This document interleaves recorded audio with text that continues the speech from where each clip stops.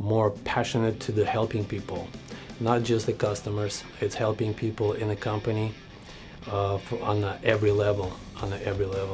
The first I heard about the CEO Warrior approximately 3.5 years ago.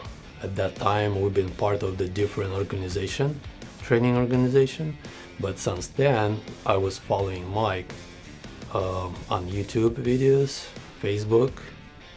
Most of the challenges I had, lack of experience, lack of knowledge, how to help my company to grow.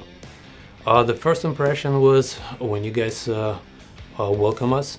It was amazing. It's like a family experience. The first day was a turning point for me, not just personally, but I think it's a turning point for the company because I see a huge opportunity and I regret that I was waiting for 3 years.